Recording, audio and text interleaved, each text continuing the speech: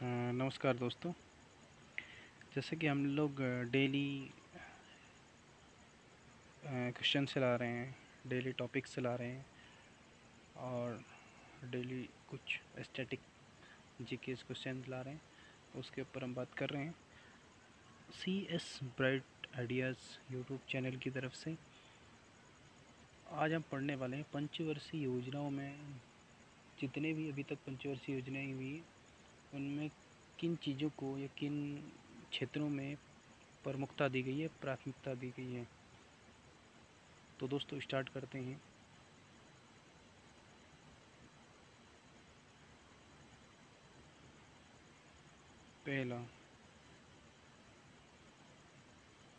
पहली जो पंचवर्षीय योजना है वो चली थी कब से कब तक, 1951 से 56 तक। और प्राथमिकता किसको दी गई है? कृषि को। किसको दी गई? कृषि को। इधर लिखा हुआ है, जो लोग हिंदी में नहीं समझ पा रहे हैं, first 5 year plan 1951 to 56, priority of agriculture. और दूसरी जो पंचवर्षीय योजना थी वो कब से कब तक चली? 1956 से 61। और इसमें किस क्षेत्र में ज़्यादा ध्यान दिया गया? उद्योग के क्षेत्र में, इंडस्ट्रियल सेक्टर में। ये आपको ध्यान देना पड़ेगा। तीसरी जब पंचवर्षीय योजना है वो चली थी 1961 से 1966 के मध्य। इसमें कृषि और उद्योग दोनों को, एग्रीकल्चर और इंडस्ट्री दोनों को इसमें मान्यता दी गई, दोनों को इस पे बल दिया गया, जोर दिया गया।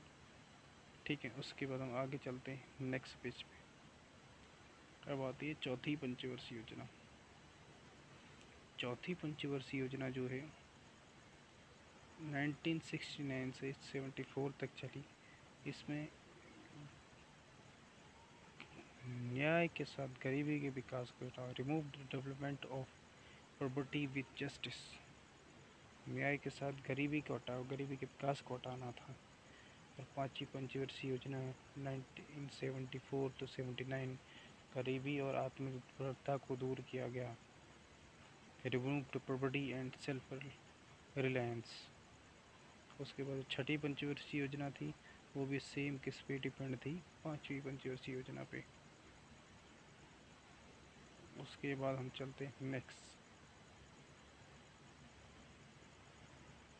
अब आती है सातवीं पंचवर्षीय योजना,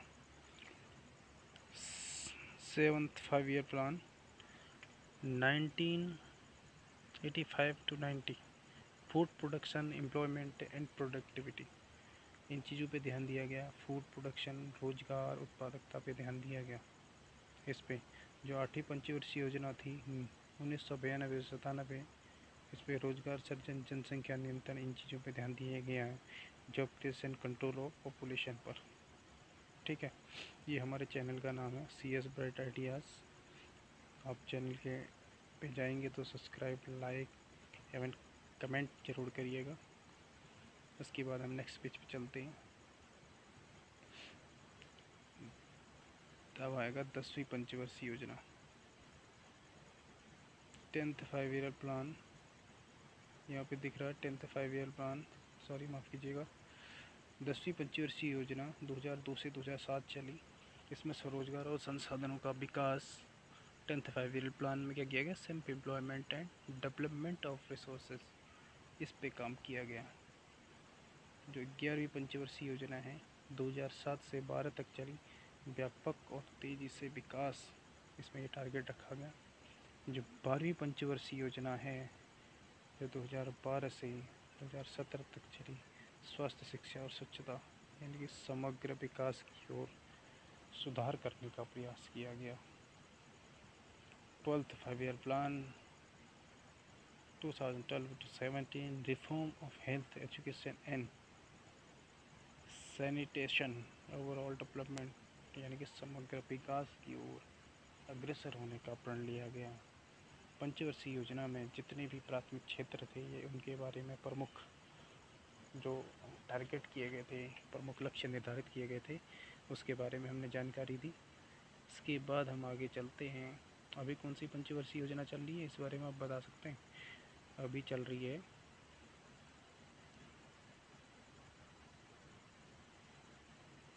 कौन सी? 13वीं पंचवर्षीय योजना। कौन सी? 13th। इसके बाद आगे चलते हैं कुछ नए टॉपिक पर। कुछ महत्वपूर्ण योजनाएं हम लाए हैं।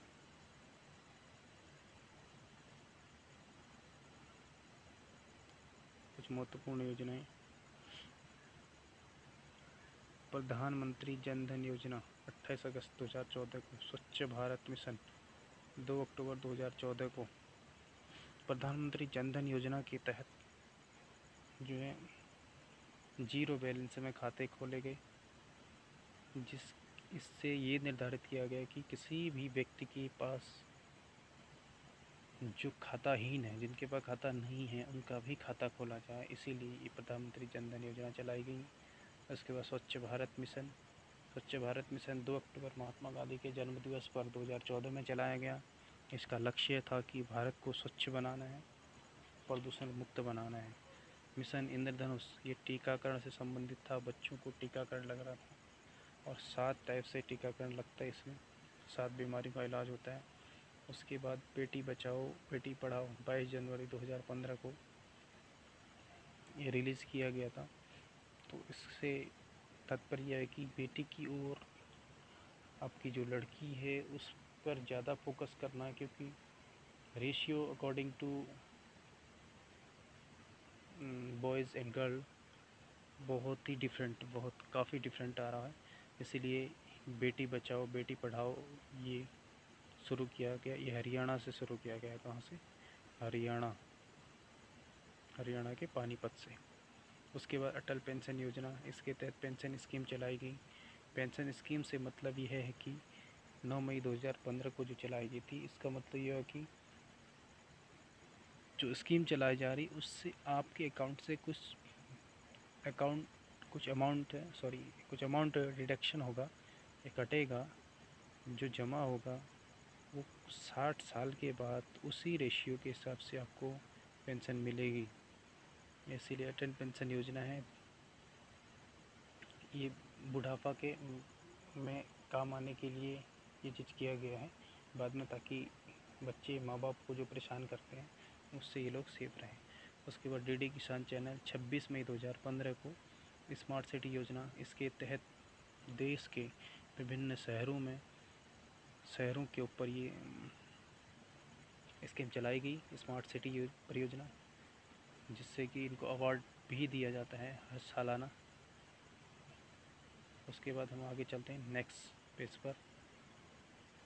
अब आता है प्रधानमंत्री आवास योजना। प्रधानमंत्री आवास योजना 25 जून 2015 को चली है। इसकी शुरुआत हुई है। इसके तहत 1,60,000 रुपये लगभग दिए जाते हैं एक मकान बनाने के लिए। डिजिटल इंडिया दूसरा है। डिजिटल इंडिया मतलब ये है कि सभी चीज़ ऑनलाइन होना चाहिए, जिससे कि हम कोई कार्य करें तो डिजिटली तौर पे करें, न कि अनडिजिटली तौर पर। इसके बाद stand up India. Stand up India मतलब होता है जैसे स्किल इंडिया चल रहा है, वैसे स्टैंड अप इंडिया चला था 5 अप्रैल 2016 को। प्रधानमंत्री उज्ज्वला योजना 1 मई 2016 से प्रधानमंत्री नरेंद्र मोदी ने इसके तहत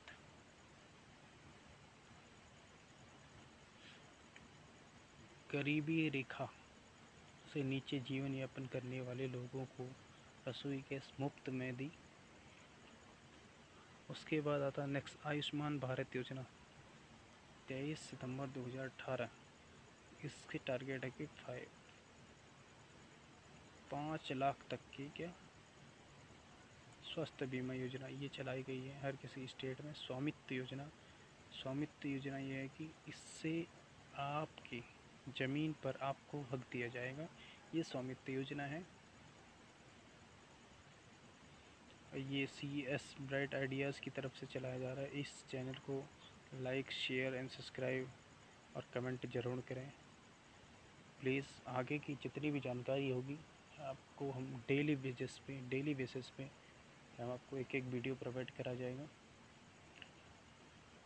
और कोशिश यही रहेगी कि हम आपको एक एक वीडियो डेली दें। आज के लिए इतना ही। Thanks for watching. Please like share comment